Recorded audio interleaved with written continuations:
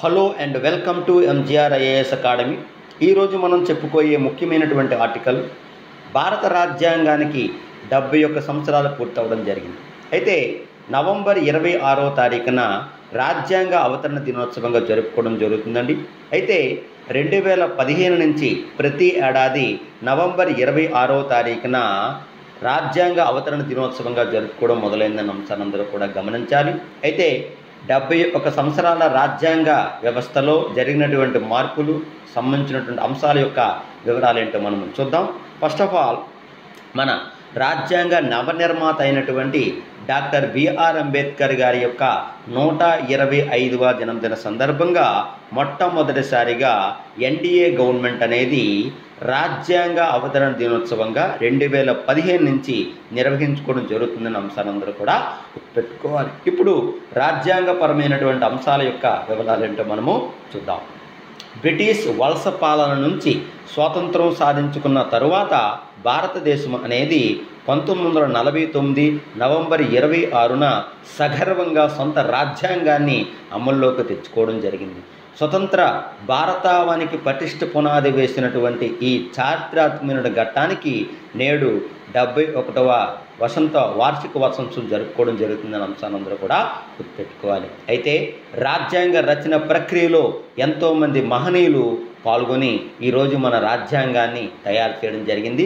అందులో doctor Rajendra Prasad, Jawaharlal Nehru, doctor Bhimrao Ambedkar, Sardar Vallabhbhai Patel, Sucheta Kripalani, Sarojini Naidu, BN Rao, Pandit Govind Vallabh Pant, Sarat Chandrabose, Rajagopalachari, Gopalaswami Ayyangar, doctor Shyam Prasad Mukherjee, Gopinath Bardoloi, JB Kripalani వంటి ఎంతోమంది మహనీయులు చురుగ్గా పాల్గొని ఈరోజు మన రాజ్యాంగం అనేది ప్రపంచంలోనే ప్రముఖ ప్రజాస్వామ్య దేశాల రాజ్యాంగాలను క్షుణ్ణంగా అధ్యయనం చేసి విస్తృతంగా చర్చలు జరిపి మరీ భారత రాజ్యాంగాన్ని తయారు చేయడం జరిగింది.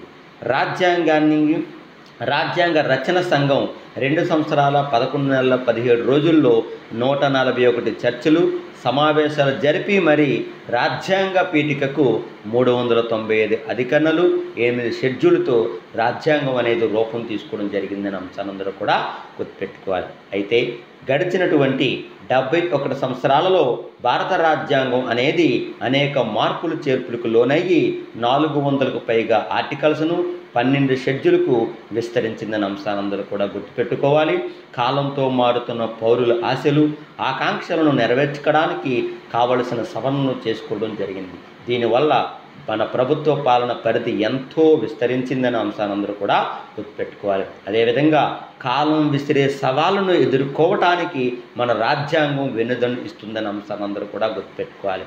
అది ఏర్పరిచిన పటిష్ట పునాదుల మీద భారత ప్రజాస్వామ్యం అనేది ప్రపంచంలోనే తనదైనటువంటి విశిష్ట స్థానాన్ని సంపాదించుకున్నదనే అంశాన్ని అందరూ కూడా గుర్తుపెట్టుకోవాలి.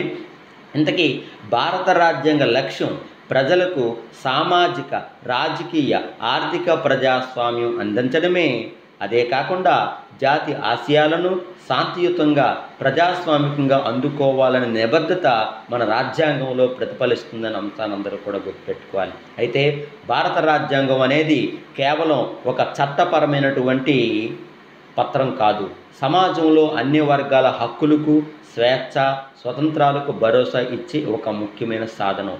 కులమత, లింగ, ప్రాంతీయ, భాష దుర్వీక్షణకు ఆస్కారం ఇవ్వకుండా పౌరుల అందరికీ సమానత్వం ప్రసాదించడం జరుగుతుంది. తద్వారా ప్రగతి పదంలో భారతదేశం వడివడిగా దూసుకెళ్లడానికి పునాది వేయడం జరిగింది. దార్శనికులైనటువంటి భారత రాజ్యాంగ నిర్మాతలకు భారత జాతీయం పట్ల, భారత జాతీయవాదం పట్ల సంపూర్ణ విశ్వాసం ఉందన్న అంశాలందరూ కూడా గుర్తుపెట్టుకోవాలి. గడిచిన 7 దశాబ్దాల్లో మనం ఎన్నో మైలురాళ్ళు దాటాం. అయితే 7 దశాబ్దాలలో 17 లోక్సభ ఎన్నికలను, 300కు పైగా శాసనసభ ఎన్నికలను సమూర్జంగా నిర్వహించి ప్రపంచంలోనే అతిపెద్ద విజయవంతమైనటువంటి ప్రజాస్వామ్యంగా మనం మన్నలు పొందాం.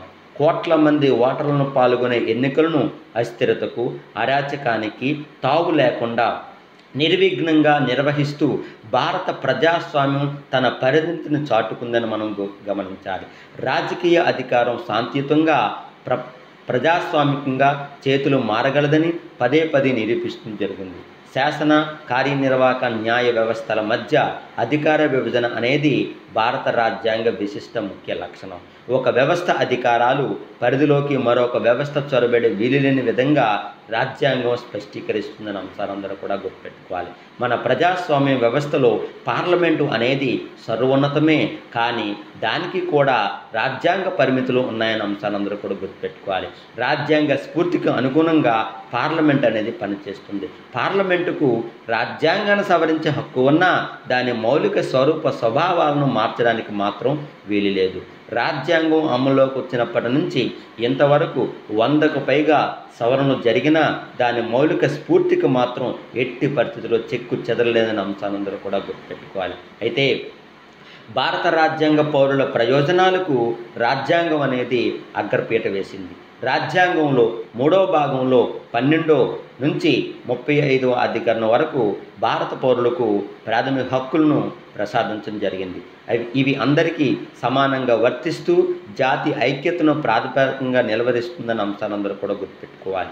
రాజ్యాంగం అమల్లోకి వచ్చిన మొదటిలో కేవలం 7 ప్రాథమిక హక్కులు ఉండేవండి. తరువాత 44వ రాజ్యాంగ సవరణ చట్టం ద్వారా ఆస్తి హక్కును వేరు చేసి చట్టపరమైన హక్కుగా మార్చారని అంశాలందరూ కూడా గుర్తుపెట్టుకోవాలి. అయితే నేడు మన రాజ్యాంగంలో 6 ప్రాథమిక హక్కులకు భరోసా ఇస్తుందని అంశాలందరూ కూడా గుర్తుపెట్టుకోవాలి. అవి సమానత్వ హక్కు, స్వేచ్ఛా హక్కు, దోపిడీ నుంచి రక్షణ పొందే హక్కు, మత స్వేచ్ఛా హక్కు, విద్యా సంస్కృతి హక్కు, రాజ్యాంగ పరిష్కారాలు కోరే హక్కు. ప్రజల మధ్య సాంస్కృతికంగా భేదాలు ఉన్నా అందరికీ సమాన హక్కులు కల్పించడమే రాజ్యాంగం యొక్క ముఖ్య లక్ష్యం. అయితే ఈ హక్కుల రక్షణే మన రాజ్యాంగానికి ప్రధాన స్ఫూర్తి. అయితే రాజ్యాంగం అనేది హక్కులతో పాటు భారత రాజ్యాంగం అనేది పౌరులకు బాధ్యతలను కూడా ఇవ్వడం జరిగిందని అంశాలందరూ కూడా గుర్తుపెట్టుకోవాలండి. అయితే రాజ్యాంగం మొదట్లో కేవలం ప్రాథమిక హక్కులను కల్పించిన తరువాత పౌరులకు ప్రాథమిక బాధ్యతలు ఉండాలని దేశ నాయకత్వం భావించిందని అంశాలందరూ కూడా గుర్తుపెట్టుకోవాలి.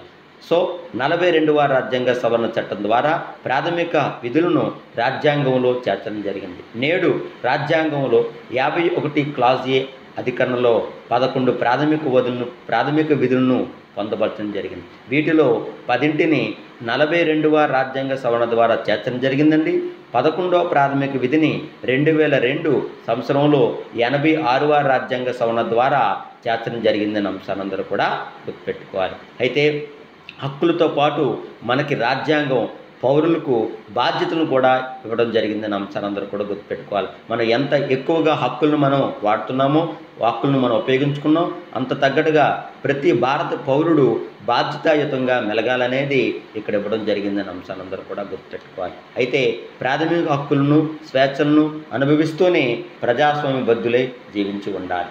సంబంధిత ప్రమాణాలను పాటించాలని భావించిన దేశ నాయకత్వం ఆ మేరకు ప్రాథమిక విధులను రాజ్యాంగంలో పొందపరిచిందన్న అంశాలందరూ కూడా గుర్తుపెట్టుకోవాలి. అయితే 21వ శతాబ్దిని భారత శతాబ్దిగా మార్చాలంటే పౌరులంతా బాధ్యతాయుతంగా, క్రమశిక్షణయుతంగా తమ విధులను నెరవేర్చాలని, అలా చేస్తేనే ఆత్మనిర్భర భారత్, నవభారత నిర్మాణాలు సుసాధ్యమవుతాయని మనం గమనించాలి. ప్రజలు ముఖ్యంగా యువతీ యువకులు తమ ప్రవర్తనలో, దైనందిన కార్యకలాపాలు ఒక స్పృహను అలాగ ఒక ఆధునిక నిర్మాణాన్ని తీసుకురావాలి. భారత రాజ్యాంగం అమల్లోకి వచ్చి నేటికి 70 ఏళ్ళు పూర్తవడం జరిగింది. ఈ సందర్భంగా రాజ్యాంగ నిర్మాతలు దార్శనికతకు వందనాలు సమర్పిస్తూ రాజ్యాంగ సూత్రాలకు, విలువలకు బద్ధులమై నడుచుకుంటామని ప్రజలందరూ కూడా ప్రతిజ్ఞ చేయాలి. శాంతి, సామరస్యం, సౌభ్రాతత్వాల పునాదులపై ఏక్ భారత్ శ్రేష్ఠ భారత నిర్మాణానికి నిబద్ధతతో నడుం బిగించి నిజం చెప్పాలంటే నేడు భారత పౌరులు రాజ్యాంగం ప్రసాదించిన ప్రాథమిక హక్కులను అనుభవించడం కన్నా ప్రాథమిక విధులను నెరవేర్చేందుకే అధిక ప్రాధాన్యత ఇవ్వాలి. మన హక్కులకు డోకా లేదు, అవి నిరంతరం మనతోనే ఉంటాయి. అదే సమయంలో మనమంతా దేశం పట్ల మన విధులను, బాధ్యతలను నెరవేర్చాలి. చిత్తశుద్ధితో, నిబద్ధతతో మనం ఈ పని చేస్తే నిజంగా ఈ 21వ శతాబ్దం అనేది భారతదేశ శతాబ్దానికి భారతీయ శతాబ్దిగా మార్చాలని మార్చడానికి ఎంతటి దగ్గరలో కూడా అద్భుతమైనటువంటి శతాబ్దంగా మార్చవచ్చని మనందరం కూడా గమనించాలి.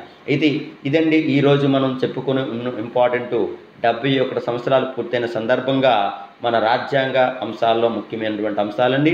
ఇవి ఈరోజు మనం చెప్పుకున్నటువంటి టాపిక్స్ అండి. ఈ యొక్క ఎక్స్ప్లెనేషన్ మీకు నచ్చినట్లయితే షేర్ చేయండి, లైక్ చేయండి. Don't forget subscribe. జై హింద్.